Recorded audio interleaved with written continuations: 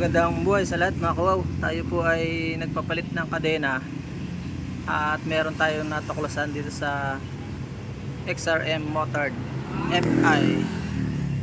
Iba pala talaga yung plato po na pang FI. Ito yun o. Tignan nyo yun o. So yung dating mekaniko hindi niya alam na may pang FI yun. Grinder niya siya. O hindi dapat ginagrinder. Yun o.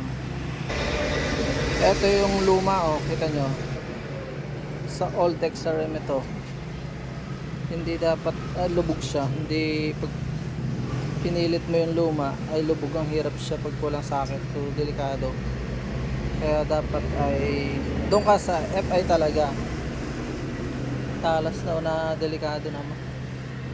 At pag magpapalit po kayo dapat po ay isang set ano, para hindi yung pantay ng ngipin ay pantay ang pag ano, hindi sayang yung kadena. Tapos yung po pinuputulan talaga limang ngipin sa 110. Limang ngipin po kuya yan ano? Limang ngipin. Pitong ngipin, dami.